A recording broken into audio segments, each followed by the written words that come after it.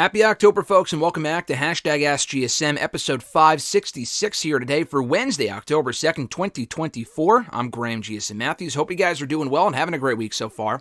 5 years ago today, AEW Dynamite debuting on TV, going head-to-head with NXT, our first taste of the Wednesday Night Wars. And honestly, for someone like me, who did not grow up in the Monday Night Wars era, I was not watching wrestling back then, I was merely 3, 4, 5 years old. It was cool. It was cool for the first couple of months. It was a fucking task to have to cover both shows, watch both shows in, one night for the first year and a half there. But it was a fun time. And now we had the 5-year Dynamite tonight. Crazy how time flies. We had NXT on the road last night, their CW premiere, which I thought was a good show. So, a lot to talk about, a lot to get into. Busy week in wrestling. We're going to answer all your questions. I do want to mention one thing before we get going here. Exciting announcement. I announced this on all my socials last night, but you can now buy WrestleRant merchandise. Pro Wrestling Tees. We got a Pro Wrestling Tees store open for the first time ever.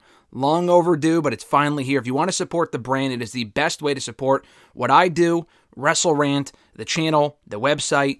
Everything that I do is by buying a shirt over at Pro Wrestling Tees /WrestleRant. We got one shirt up right now. It's a pretty basic tee, just a black tee. You can also get it in, I think, a long sleeve as well. You can get it in the soft version, whatever. I've bought from Pro Wrestling Tees a lot over the years, so it's cool to have my own store up there with the WrestleRant name and bio, the shirt itself and whatnot. So it's got the logo, established 2010 under the logo, the name, the logo, established 2010. Like I said, pretty basic shirt, so maybe at some point we'll introduce some more, some more shirts in the future. So keep an eye out for that. I'll probably put the link in the description box down below for easier access to the link, but support the show, support the brand, support what I do. I would greatly appreciate it, more than you guys already do, by sending in questions, checking out the show. I greatly appreciate it by buying a shirt today. And I know Pro Wrestling Tees does sales and stuff like that all the time. Not currently, I don't think, but maybe come, Columbus Day or Halloween, Christmas time, I'm sure they will. Keep an eye out for that as well. If you want to send in a question to the show, you could do so by tweeting me on the Twitter machine at WrestleRant with the hashtag AskGSM. Find me on Facebook as well, facebook.com/Graham.GSM.Matthews. Drop a comment on the post I usually put up on Tuesday nights, if not on the wall itself. And last but certainly not least, drop your question down below in the comment section on this very video. I'll include your question in next week's edition. So let's get right into it here. I have not yet organized the questions. I apologize. It's been a busy... it's always busy, but especially for the last 24 hours. So let's see. We'll start with the YouTube questions first. We will start with, let's start with Micah. He says, with NXT debuting on the CW last night, I wanted to ask you, what in NXT history were the best NXT TakeOver pay-per-view shows? I think I answered this a week or two ago, but I'll give you my answer again. To me, the best TakeOver pay-per-view shows were TakeOver New York in April 2019, TakeOver Brooklyn. I got to include the first one because it was just such a special night, and I was there for both of those shows, so I'm fucking biased. But those two shows were great. TakeOver New Orleans from 2018 WrestleMania weekend. Maybe TakeOver Brooklyn 3. That was also a special night. I wasn't there for that one, actually. I was away. That was the one, I think that might have been the one NXT TakeOver in Brooklyn of the 5 that they've done that I was not there for, unfortunately. But maybe that one and TakeOver Portland. That was like their last truly great TakeOver. And they had a great TakeOver during COVID, and it was an amazing show. It was TakeOver 2035 or whatever in 2021. It was right before all the mass releases from NXT and whatnot in late 2021. But it didn't really have much of a crowd. It was a great show, but it had like a limited audience due to COVID, so it's kind of hard to include that one. TakeOver Portland, though, I remember being an amazing show. And that was their last TakeOver on the road, like their last big NXT TakeOver show before COVID hit. So again, probably, I think I only said 4, and I think I said 5 last time. I would include TakeOver Dallas as well. So TakeOver Brooklyn 1. Probably take out Brooklyn 3 and maybe put in Our Evolution. That was also a great show. Like, looking back on it now, I guess the other shows are better. I think someone asked, like, what the best TakeOver cards were. I guess that was what the question was a couple of weeks ago. This is a very similar answer. But if not TakeOver Our Evolution, then TakeOver Brooklyn 3. Definitely TakeOver Brooklyn 1, TakeOver Dallas, TakeOver New Orleans, and TakeOver Portland, most likely. That would probably be my answer. I mean, really, all of them are great. Some are better than others. I was there for TakeOver Brooklyn 2 and 4, and those were also really fun shows, so it's tough to say. His next question, how do you feel about WWE main event of Saturday Night Main Event in December with Gunther versus Cody Rhodes, champion versus champion? When I started reading, this is why I have to write down the questions before I read them off, because I didn't understand your question at first. He asked about WWE main event. I'm thinking, talking about the show? Gunther and Cody Rhodes on the fucking show that used to air on Hulu, no longer. I mean, they everything's off Hulu WWE-wise, so anyway. Asking about Gunther and Cody Rhodes at Saturday night's main event in December. No, I don't really like champion versus champion matches. I mean, I know we got one with Cody and Logan Paul back in May. The United States Championship was not on the line, thankfully. I wasn't super high on that, but it was fine, and it was a fun match. It was a fun match for what it was. I don't really like the Cody and Gunther idea just because I would save that as a future feud down the road, and someone's got to lose. And you could do a fuck finish, but that would be pretty lame to have your first Saturday night's main event in 15, 16 years, and then it ends in a fucking fuck finish. That would be shitty. So that is a big match. I would not do that. I think it might be more likely, and I don't think they're going to do this either, but I think it's more likely if you're looking for a big match for that show, and hopefully they do book a big main event for that first Saturday night's main event in like 16 years, it's a lot more likely we could see Cody Rhodes and Roman Reigns again. Cody Rhodes and Roman Reigns 3 on that show. I'm not banking on it, but it's possible that they could wait until then to do that match. I would not do it at all. For a long time, I've said that before. They could rush into it as quickly as Crown Jewel. They probably will. But if you want to make it a big deal, and I might even be at that Saturday night's main event show in Long Island, because it's close enough, so I might go, and it sounds like a fun time. So I would like to see that. I think that'd be cool. Cody and Gunther, not so much, at least not right now. Jordan B., also from YouTube, he asks, if you were a wrestler, which match types would you not want to compete in? Good question, but none of them. I would not want to compete in shit. First of all, so I used to do mixed martial arts, like MMA type stuff, and we're not talking like UFC, but like, grappling, jiu-jitsu, BJJ, stuff like that. Brazilian jiu-jitsu is what that is, obviously. And I enjoy that. I like the submission-based stuff. Pro wrestling itself, I've been asked before, like, would you ever do it? And blah, blah, blah, blah. The answer is no. I have never once thought in my 16 years of being a wrestling fan, almost 17 years, coming up in 2025, I have never once thought, man, I really want to be a wrestler. I have said to myself I would love to be a commentator or a ring announcer. That would be cool to try out. But as a wrestler itself, I would fucking snap in 2 seconds. My body is not made for that. For the submission-based stuff, that would be cool. But like the hard striking and just beating the shit out of each other and putting your body to the limit type stuff, my body would just be completely destroyed after like one chop, let alone one match. So like anything having to do with like an Iron Man match, that would be terrible. It wouldn't even be fair because like the person facing me would beat me. I might eke in one win or two. I might eke out one win or two, but like the person facing me would probably just beat me 37 times over the course of an hour. So I would basically just be asking to have my ass kicked for 60 minutes. I mean, that's not enjoyable at all. Hell in a Cell, Steel Cage, I would just be fucking destroyed. Any sort of hardcore match. But honestly, I would prefer to even do a tag team match. Because at least in a tag team match, you can tag in and out. You get a bit of a break. I like that. Maybe check my phone at ringside. That might be my preferred match if I was like a jobber getting my ass kicked. Beyond that, probably nothing else. Even a singles match would be intimidating. Just a standard singles match. But anything with a stipulation, ladder match, I would crumble in 2 seconds. Now we jump to Chris W., also from YouTube. His first question was, he says, hello, Graham, hope your week is going fantastic. Do you think NXT is starting to get desperate with the ratings? What I mean is, why is CM Punk refereeing a world title match when he has had very little to no communication with both champion and challenger other than adding higher rating points and more tickets? It's a business, I get it, but it's also taking a shortcut to an impossible goal of 1 million viewers. Do you feel they're going too hard for a successful first night on CW? Or is this just business as usual and they're just in denial that they don't have any money drawing stars? You said a lot there, and some of it I agree with, some of it I don't. The Punk thing doesn't really bother me that much. First of all, I'm a Punk fan, but that's not really the point. It's more so the fact that they were in Chicago. Like you said, they want to draw in more people to that show. Honestly, not even really to watch it. They probably know they have a ceiling with NXT. NXT will never again, I think, get the ratings that it was first doing on USA 5 years ago. And that was even against AEW. And now without competition, they haven't even gotten remotely close to what they were doing, the couple 100,000 more viewers they were doing then than what, and actually they did kind of get close in late 2023. But I think you asked the same question then, Chris, like, why are they using so many main roster stars? And it did get to the point where it was a bit excessive. You had Dominic on the show as the North American champion. Becky Lynch won the women's championship, albeit briefly. Baron Corbin was on the show, but at that point he was more of like a main roster guy. Rey Mysterio was on the show quite a bit. Cody Rhodes made an appearance. There was that one show a year ago when they went head-to-head with AEW, which I think is the case next week as well, which is why Randy Orton will be on the show. But they ran it in St. Louis because they wanted Randy Orton on the show.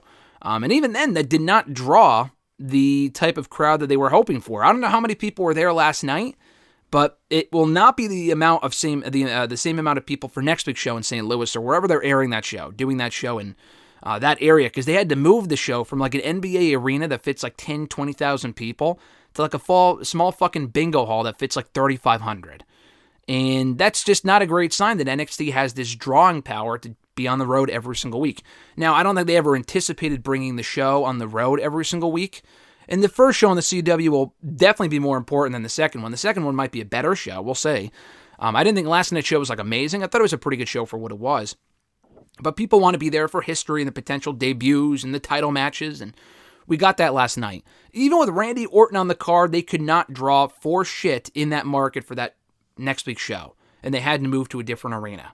So it will be a fun show with a smaller crowd, and it will be a great atmosphere compared to, the NXT arena in Orlando, which they've been in for so long, and it kind of gets stagnant after a while. It's nice to kind of branch out from that and do the takeovers elsewhere, the PLEs, whatever, the quarterly or occasional PLEs that they do on the road.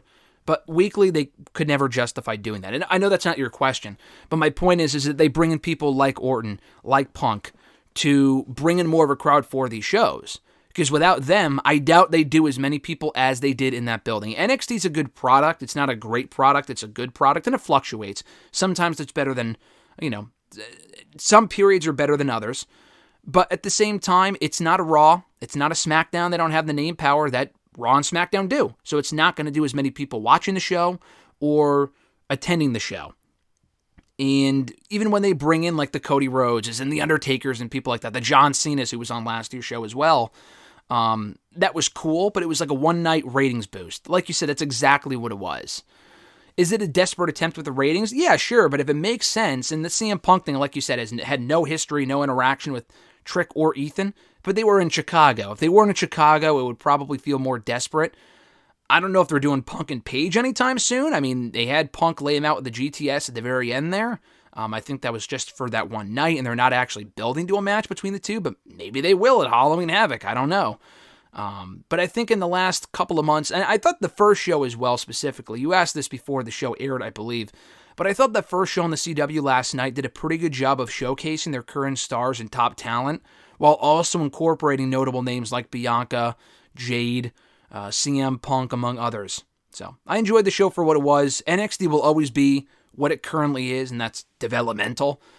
Even when it was at its highest of highs 5, 6, 7 years ago, it was better than the main roster, but it was never going to get beyond a certain point where it was doing better than the main roster, just because they just don't have that sort of star power, and it's established as a stepping stone to the bigger brands. Your next question: which version do you consider the best or your favorite of Randy Orton, the Legend Killer or the Viper? It's funny, I didn't grow up on the Legend Killer. I started watching when he kind of became the Viper in 2008, but I probably would still prefer the Legend Killer. If I had to choose between the two, I would go Legend Killer. I think Legend Killer Randy Orton, like circa late 03 through 07, 08, is like what I prefer from Orton. I mean, his work, like the early years of the Viper were great. 08 Orton, 09 Orton was awesome. And then he was great in the years that followed, but like 2010 Orton I love. That wasn't really the Viper Orton. That was like more Stone Cold Steve Orton. Stone Cold Steve Austin version of Randy Orton. When he was like white hot as a babyface, and it wasn't really the Viper that he initially became in 08, 09 when he was like sadistic and just malicious and whatever. He was just super evil. During his years as a babyface, he was kind of a watered down version of the Viper. So I would go the Legend Killer personally. Your next question: on Monday it was revealed Ilya Dragunov was diagnosed with a torn ACL and will be out at least until WrestleMania or mid-June. So how far have you felt, how have you felt about his time on the main roster? And I've been slightly disappointed. What about you? Yeah, I mean, I've been slightly disappointed as well. I mean, Ilya Dragunov, to me, personally, is one of the best wrestlers in the world. If I had to make a list off the top of my head, I would put, in no particular order, Danielson on there, Ospreay on there. I would, probably Rollins would be considered the best from WWE in-ring wise. I mean, you could also include Cody and shit. Like, he's a great big match guy, but I think Rollins might be the better worker in the ring. You can include, again, big match guy, Roman Reigns, stuff like that. But I would go Rollins, Ospreay, Danielson, Okada probably. I mean, we haven't really seen that lately, but Okada probably, and Dragunov. And again, with Dragunov, we really haven't been able to see that so far in the main roster. We did in his debut match against Ricochet, which I was there for, and it was fucking outstanding. But he hasn't really reached those same heights since then. He was bumped in, the middle of the King of the Ring tournament, did not even go to the finals. He faced Braun Breaker a bunch, lost to Braun Breaker a bunch. He was off TV for a month and a half after that. And then he started to tease something with Finn Balor, and then he got hurt, which sucks. And that Finn Balor match, that eventual match would have been amazing based on their match from almost 4 or 5 years ago, where they had a match right before COVID, and it was fantastic. So, yeah, it's been slightly disappointing for a guy of his stature, for how good he is. And it just kind of goes to show you how many talented performers they have on the main roster in WWE. AEW, too, we complain about certain people not having TV time, and there's no excuse for certain people. But it just goes to show how stacked of a roster these two companies have, among other companies as well, where certain people aren't even being featured or aren't being pushed the way that we would want them to be. Because if it wasn't Dragunov, it might be Breaker. We might be sitting here saying, well, they haven't really done anything with Breaker so far. He's just been in squash matches so far. So they kind of put effort into Breaker instead of Dragunov. There's not a direct correlation there, but you can only push so many people at one time. It has been disappointing to a certain degree. I agree with you. I am curious to see what they do with him when he comes back, though. They cannot continue to waste the guy, have him sit on the sidelines. He was clearly waiting for his turn, and then he got hurt. And that sucks. But Dragunov's amazing. I look forward to his return, and hopefully they can kind of, I can't even say pick up where they left off. I mean, I guess with the Balor thing, but hopefully they really start to aggressively push him a lot more when he comes back compared to what he was doing before he got hurt. Last question, also from Chris. What are your thoughts of Tony Khan dancing to Mercedes Moné's music? And do you think this is just AEW haters trying to reach for something that isn't there? I find it embarrassing and sad that they have to insult a guy just for having fun with an employee after a show. And anything to bury the guy in the company, I guess. What do you think? I mean, it really isn't that big of a deal. Tony has done far more embarrassing things. Even his social media activity, I would say, is far more embarrassing than how he conducts himself in a non-televised segment. I mean, yeah, I saw the clip. Was it cringy? Yes. Tony Khan is a very, in many respects, as far as that sort of stuff goes, a very cringy individual, personally. That's just how he kind of comes across. After every single Dynamite and Collision that I've gone to, him coming out and addressing the crowd, it's admirable, but he just doesn't have a lot of great social skills. He's a very, very, very, and if you don't want to use the word cringy, he's a very, very, very awkward person. He just is. There are some people that will hate on Tony Khan just for anything, and that's the anti-AEW people, the anti-Tony Khan people. I'm not a big Tony Khan fan myself, but you can't shit on the guy for everything. The same way you can't shit on the company itself for everything, or WWE as well. That's just being tribalistic. The dancing thing, though, yeah, people were making fun of him for it, and I don't really blame them. He looked pretty embarrassing doing that. But, he's out there having fun. I don't really give a shit. I'm sure people would say the exact same thing about me if I was out there doing that. So it is what it is. He probably knows what he's getting himself into. And people, I think, just kind of forgot about it and moved on the next day. So if people are still holding it against him, then that's kind of weird, I guess. But, I saw it. I laughed thinking that's very fucking cringy. But, it is, for the, not even just for the boss of the company, because Triple H has done the exact same thing and Vince has obviously done far worse in WWE, as we know. But, it's a non-televised segment. Who gives a shit?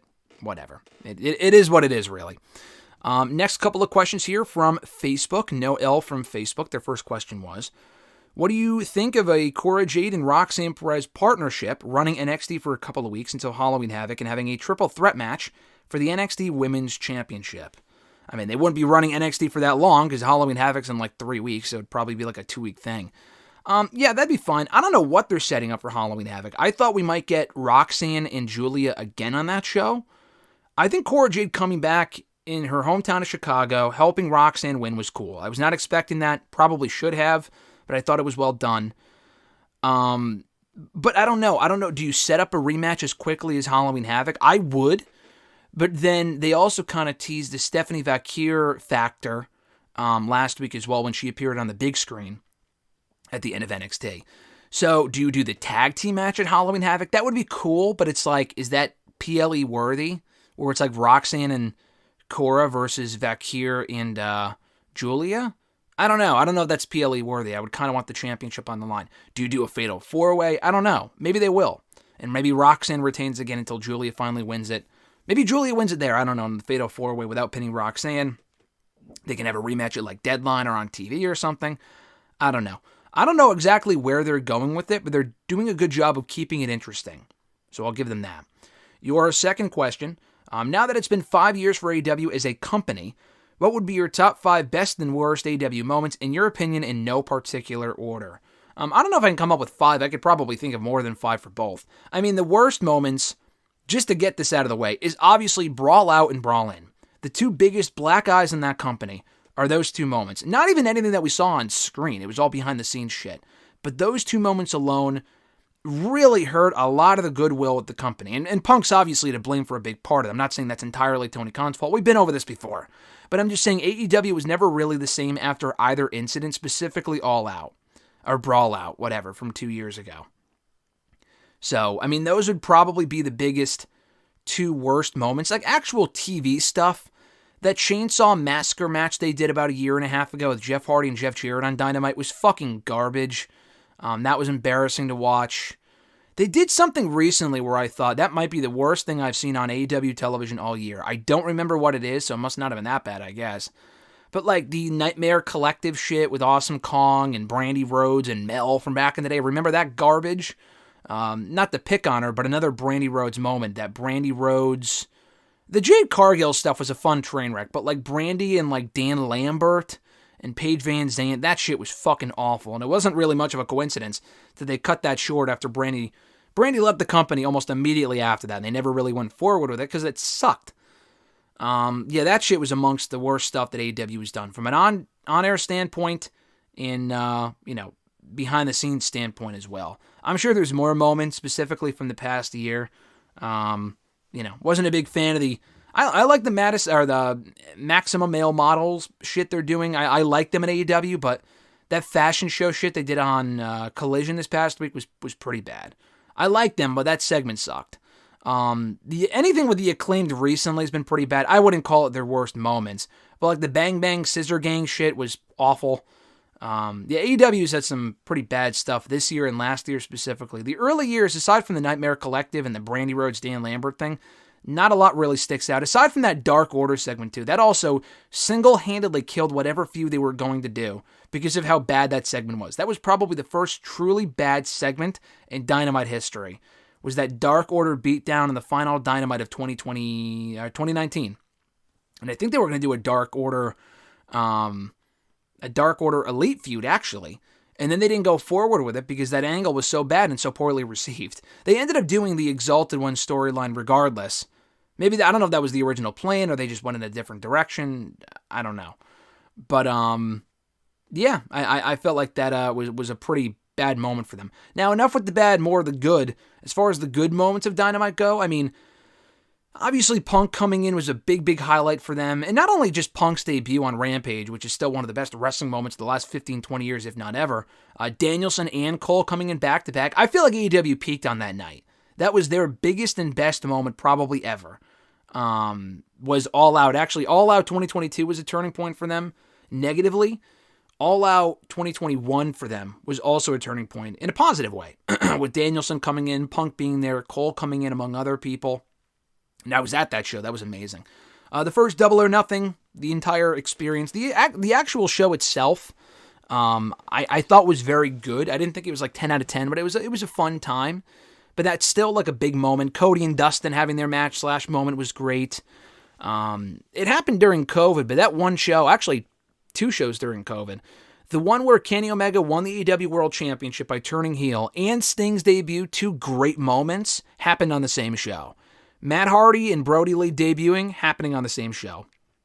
And that was their first COVID show, and they really had a fun show despite the circumstances. So those really stick out to me, even though there was no crowd in attendance, really. I mean, there was kind of.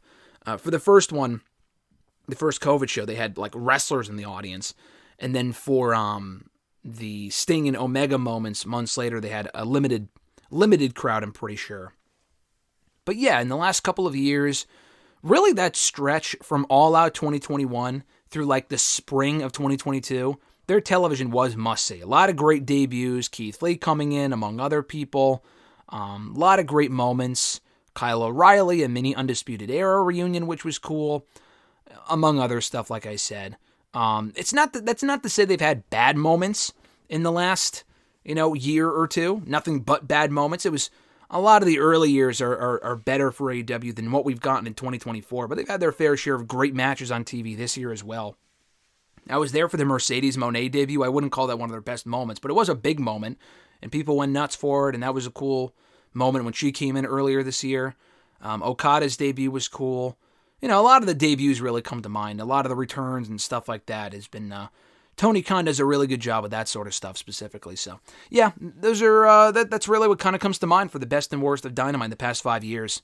I think overall it's been a success, and how can you really call it anything else but a success when we did not have any alternative really 5-6 years ago at this time?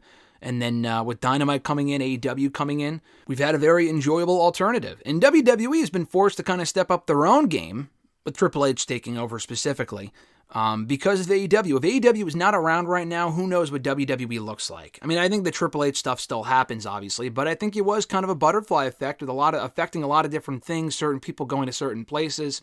Who knows what the WWE product would look like right now specifically? Does Vince ever leave? I mean, probably. That shit would probably come out regardless. I don't think AEW had anything to do with that. But yeah, AEW being around is a great thing, and hopefully we find out tonight on Dynamite, if not shortly beforehand, that they're here to stay on TNT and TBS and the Warner channels and whatnot, because it's only going to make the business further grow by having more healthy competition and more places for the talent to work. So hopefully we find that out tonight. Jumping to Christopher L. here from Facebook, his first question was, when Marina Shafir debuted in All Elite Wrestling, she got a cold reaction as she was not a well-known star, or she was not well-known or a star in WWE or in MMA. She was in a weird stable with Nyla Rose and Vicky Guerrero that did not help her much at all, but now she's found a role that she's actually perfect in as the enforcer of the new stable with Moxley. She has a presence and a vicious streak that comes off as believable. How have you felt about Shafir in her role so far? I completely disagree, and that's totally fine if you think that she's great in that role. I mean, it's a better role for her than what they had her doing otherwise, which was just kind of showcasing her on her own, which they tried for like 2 or 3 years, and it did not work. I just don't think Shafir's that good. She's improved. Like, tapping into the legitimate side of her MMA background is a smart move, but she's as exciting as watching fucking paint dry. She just has no charisma at all, which is why I guess she makes a decent enforcer, but like, I think Camille is a lot better in the enforcer role, and again, she's a different type of enforcer, I get that. And I know they're going for like a combat club, they're literally the Blackpool Combat Club, I get that they're still using that name, I don't know. And she has the Blackpool Combat Club, she's not from, Blackpool, obviously, but neither is fucking Jon Moxley. But she has that combat experience. I don't know if she has any combat experience, but I feel like Jamie Hayter would have been the perfect fit for that group. I said that a while ago. Other people have said that. But she's also a much bigger star on her own. She doesn't really need that group. That probably would have tied her down as opposed to allowing her to shine on her own at this point, because she's over as her own entity. Yeah, I'm not a Marina Shafir fan. She's improved, but like, her mic skills are just fucking garbage. That one promo I always go back to. It actually got me blocked by Marina Shafir because I said that. I mean, at that time I felt that way too. I quote tweeted that promo, which I probably didn't need to. But I said she's like the worst thing going in AEW right now, or in all of wrestling right now, is Marina Shafir. The matches were not good. The promo was fucking embarrassing. And AEW fans jumped on that. Someone tagged her and she blocked me. I mean, I didn't lose much sleep over it, but, I feel bad that she had to see it, because I'm not here to, like, shit on her and have her see it, but I guess, that's what happened. It's not like I tagged her. I'm not the type of person to, like, talk shit about a wrestler and, like, hey, here, I hope you see this and have this ruin your day. Like, I don't really, I don't do that sort of stuff, nor should anyone else. But at the same time, I'm not going to sugarcoat it. I just don't think she's that good. She has improved a lot since then. That is true. But as far as having a presence, I just don't agree with that. She just draws apathy from me. She elicits apathy anytime she's on screen, at least from me personally. Your next question, how do you feel about Fatal Influence? I enjoy JC Jane and Jasmine Nix, is super pretty and has potential. But I feel Fallon Henley isn't too believable playing a mean girl, playing a character of, instead, I don't know how you pronounce that. I know the word, but like it's hard for me to fucking pronounce. Caricature, I guess, instead of making the audience believe that she behaves like this now. Do you like the group, and do you see potential in them eventually being what Toxic Attraction was 3 years ago? No, they will not be Toxic Attraction. I think the group is fine. Is she just like a stable person? Like, I'm not even the biggest JC Jane fan. I like Gigi Dolan more personally. I'm more of a Gigi Dolan person than a JC Jane person.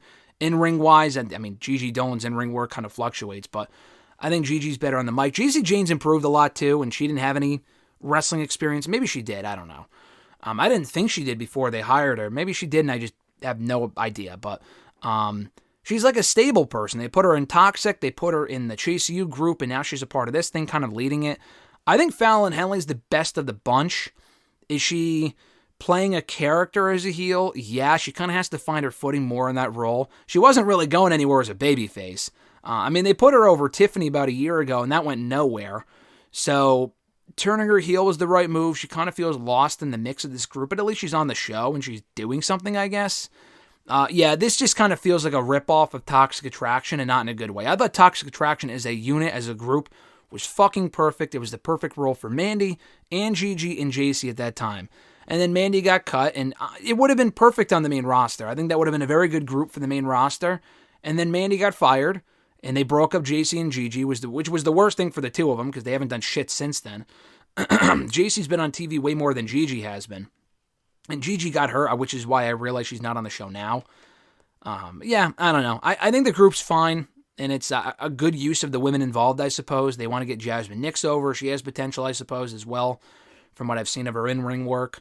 But it's going to take time. It just kind of feels like a Temu version, mind you, a Temu version of Toxic Attraction, at least in my opinion.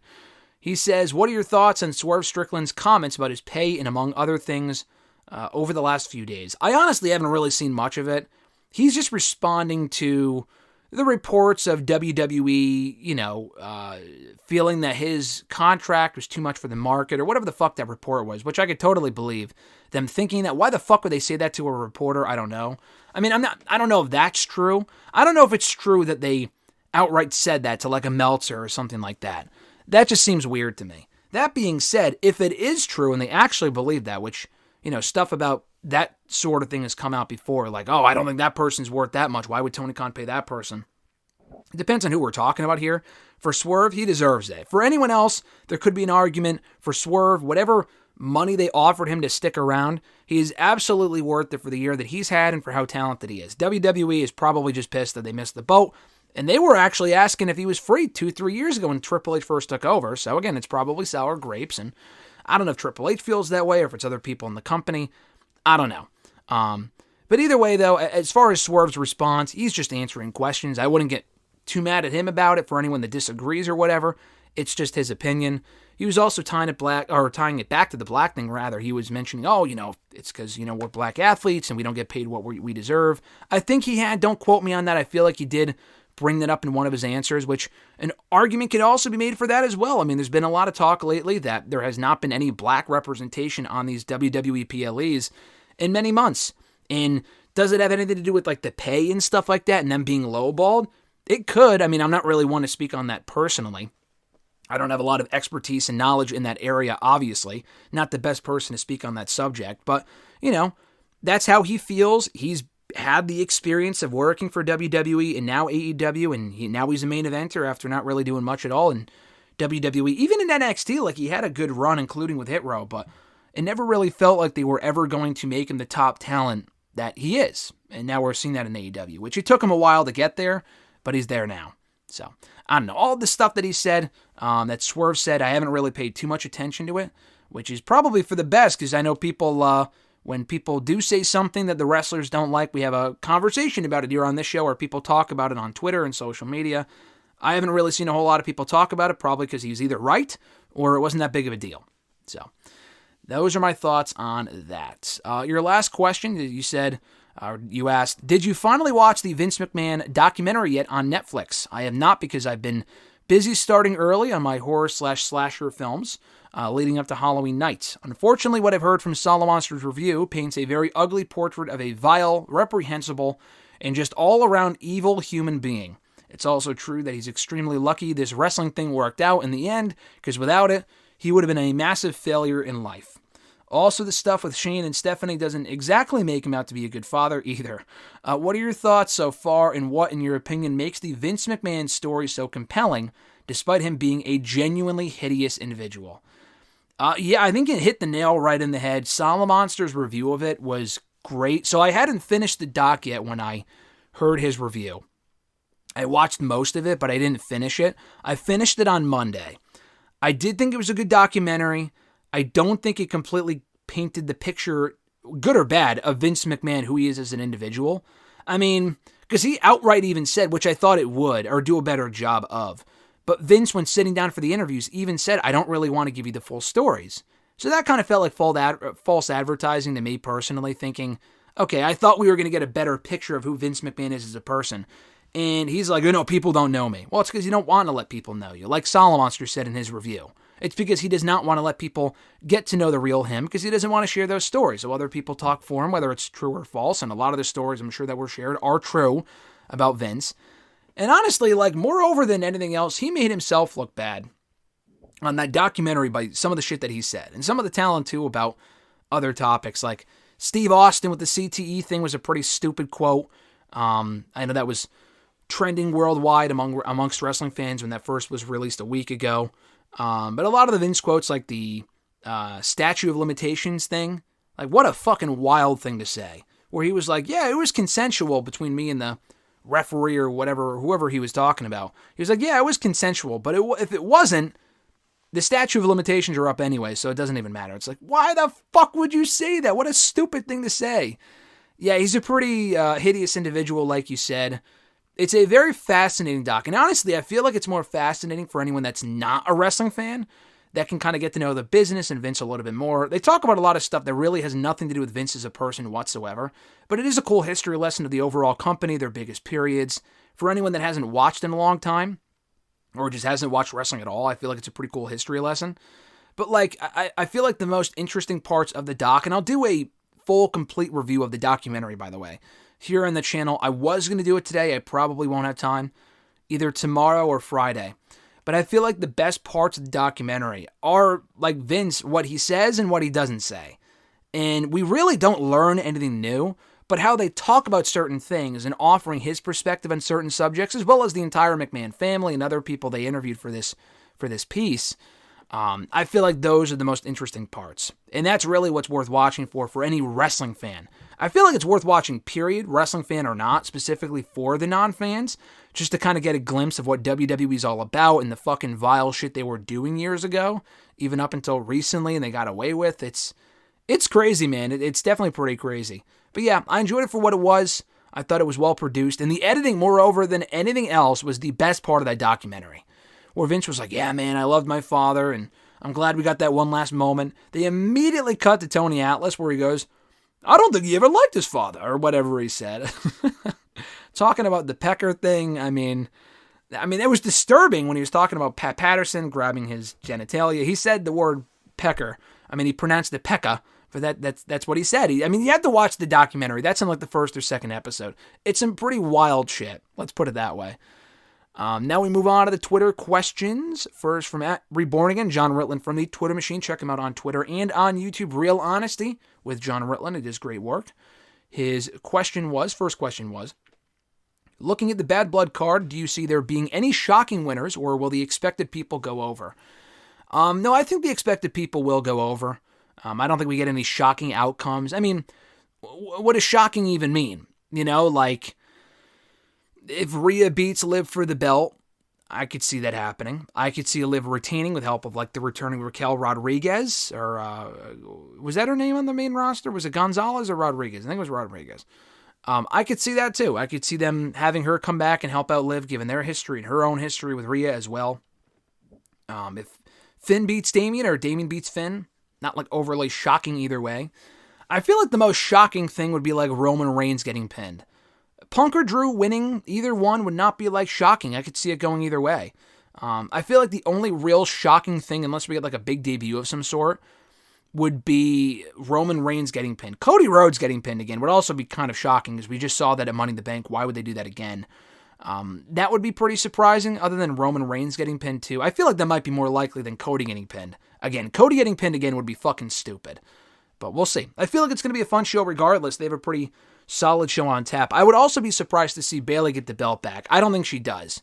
But even that, if that's the most shocking thing on the show, then it's probably a pretty, predictable show. But that's not a bad thing, though. I feel like the outcomes could go either way for this one, moreover than almost any other event. And I feel like it's going to be a good show just based on what they have on tap. John's next question, looking ahead to WrestleDream. AEW has a setup of close to 7,500, with the tickets distributed count around 5,500 with 10 days left. The Tacoma Dome holds around 21,000. Why isn't Tony Khan marketing his promotion better? We don't get a ton of big shows here, and they have yet to do this. I mean, yeah, we've talked about this before. We talked about it last year. It was the same thing. I think it was a lot less than that. Or I'm sorry, a little bit more than that. This is even less than that from last year. Yeah, AEW just doesn't do a great job with promoting their shows. They just don't. I mean, otherwise, obviously the product being colder, the coldest that it's ever been now compared to a year or 2, 3 years ago, is obviously a factor. That's a big factor. But they could be doing a better job of promoting their shows and running certain venues. Some venues look great with the smaller amount of people in them, and then they run like fucking NBA-sized arenas, and they're barely putting anyone in there, and it just looks bad on television. It doesn't sound good. It looks bad. So yeah, they just need to do a better job with that. I think they've had certain people in that spot, like the promotion, the marketing. They've had certain people in that spot before and new people now, and it really hasn't changed. They still need to do a better job of that. I agree.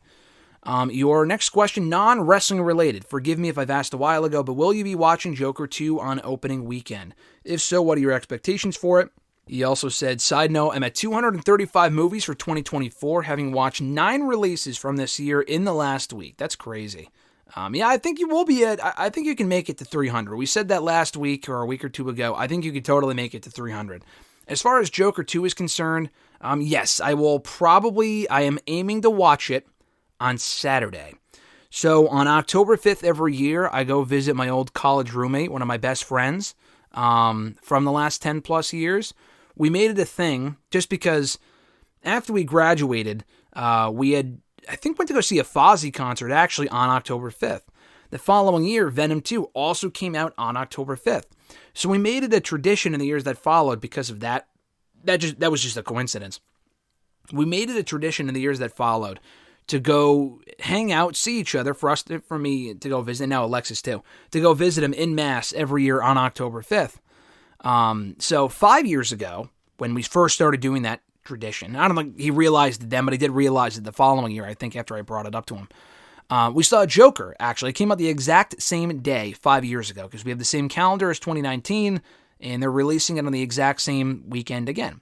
So we saw it that Saturday, and 5 years later, we're going to be seeing it again, also on a Saturday. So, yes, we will be seeing it on Saturday night. Am I excited for it? No. Do I have high expectations? I don't. I'm actually really not looking forward to it. I'm going to see it, because it's a big movie, and I saw the first one, and I loved it.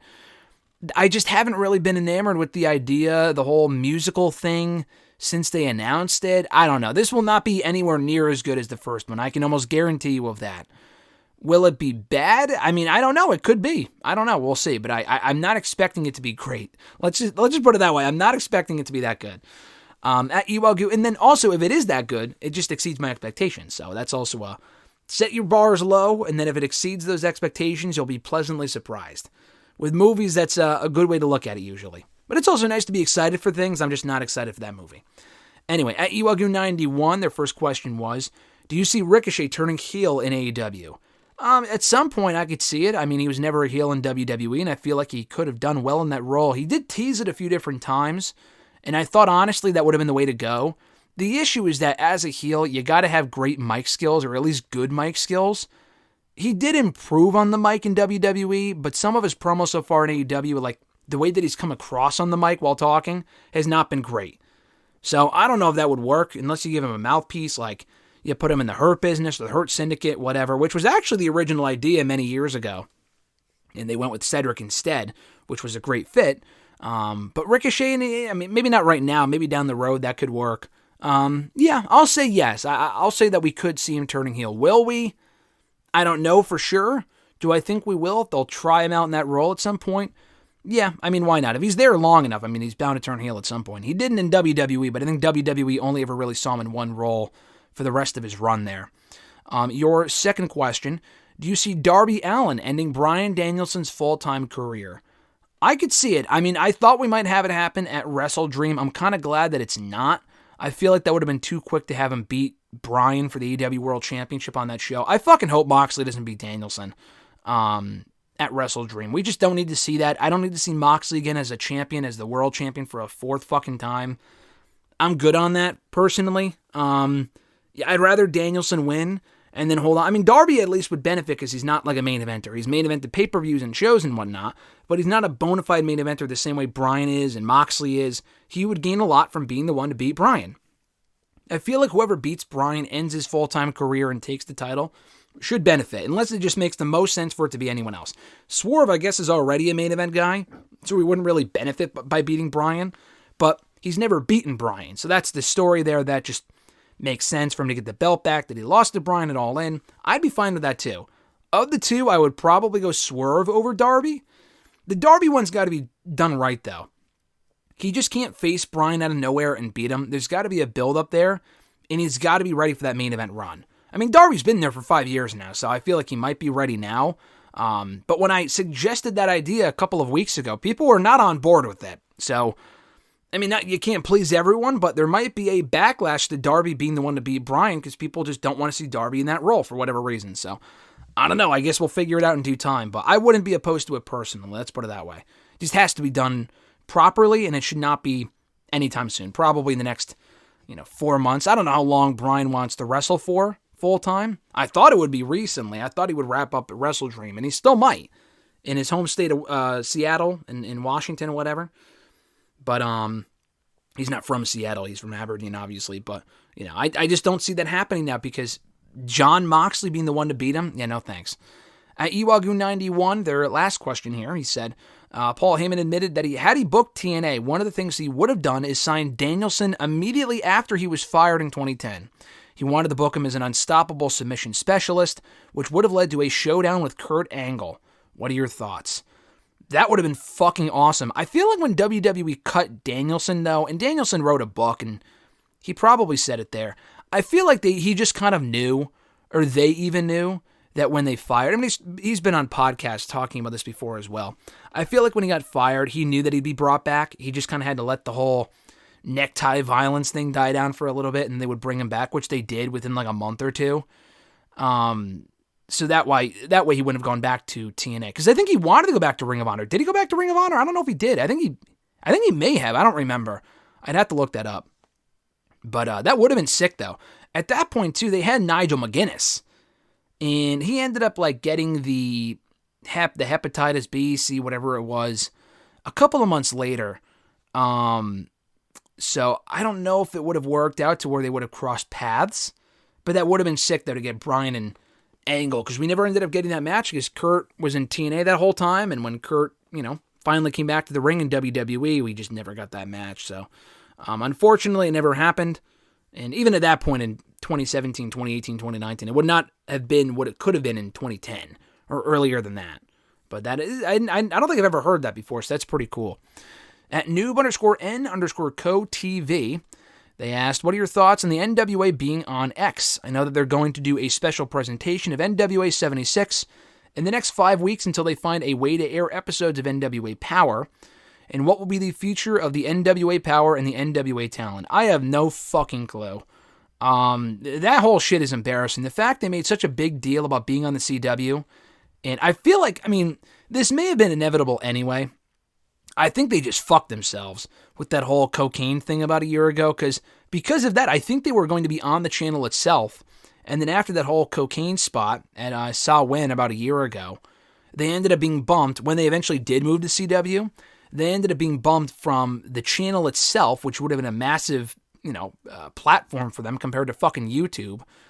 They ended up being bumped from there to the app.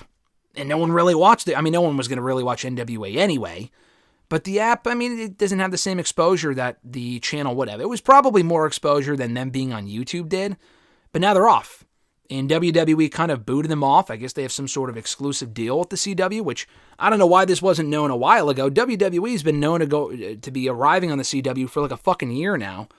And only now are we finding out, the NWA is not going to be on there anymore. So it's an embarrassing situation. I don't know what they're going to do. The fact they're airing on Twitter and not even on YouTube is interesting. Maybe they have some sort of deal with X and getting money out of that by doing that. I don't know. But it's certainly interesting. Let's put it that way. It's certainly interesting the way that they're going about it. So I don't know where they go from here. Apparently they have some sort of other deal in place. I don't know what the fuck that would even be. Just put it on YouTube and be done with it. I mean, I would just close the whole promotion at this point, but it would probably just be best if they're not going to close the promotion, if they're going to keep it going. And I don't, I feel bad for the talent saying that, but it's just a dead brand at this point. If they are going to keep it going, just putting it on YouTube, money-wise, I'm not sure would be the best thing for them, but it would just be the easiest way to watch it. For me personally, selfishly speaking, it would be the easiest way to watch it. So I hope they go back to YouTube. And the last question comes from The Average Grunt. He asks, thoughts on the newly colored Intercontinental Championship belt. You know what's funny? I did not even notice that they put the blue globes in it, or just the blue in it, until after I saw people talking about it on Twitter after that opening segment on Raw this week. I noticed it when I saw the belt, but I thought that shit was always there. And then I'm like, oh wait, they actually did add blue to it, and it looks a lot better. And people have said since they introduced that IC title belt, which I was pissed when they did, because I liked the other one. I have the replica of the other one. I have people sign that one, blah, blah, blah. I don't know if it was 4 or 5 years ago. They've had this new belt for a while now. But people said then it would benefit from more color. And sure enough, they added the blue, which the last design that they used, not the one they ditched on Monday, but like the one that Cody Rhodes brought back in 2011. I'm looking at it right now because, again, like I said, I have the replica. That has the blue in the center. I think the one from the early 2000s, the egg-shaped looking belt, had the blue on the sides. And this one has it on the sides as well. I'm pretty sure. So it looks cool. I think it looks awesome. I know you're a big belt guy, Grunt, so I'm sure you appreciate that too. But it's a step in the right direction. I would bring back the old belt. They're not going to. I understand why they're not. They want to move forward, new designs. I get it. But the new and improved design looks a lot better than the last one. I will say that much. And that's going to do it, guys, for today's edition of #AskGSM, episode 566, here today for Wednesday, October 2nd, 2024. Thank you guys, as always, for checking out the show, sending in your questions. I appreciate it. If you want to send in a question to the show, you could do so by tweeting me on the Twitter machine at WrestleRant with the #AskGSM. Find me on Facebook as well, facebook.com/Graham.gsm.Matthews. Drop a comment on the post. I usually put up on Tuesday nights, if not in the wall itself. And last but certainly not least, drop your question down below in the comment section on this very video. I'll include your question in next week's edition. Also, one more time, check out the all-new WrestleRant store now on ProWrestlingTees.com/WrestleRant. All new shirt available right now. I'll try to put the link in the description box so it's easier to access, like I said earlier. Buy the shirt, support the show, support WrestleRant, support me, and just keep supporting the show just by watching these videos and sending in your questions. All that stuff is greatly appreciated. Have an awesome week, folks. Enjoy Dynamite tonight. Enjoy wrestling in general. Have a great one. Enjoy October. Halloween season is officially upon us. I'm Graham GSM Matthews, and I'll catch your ass down the road.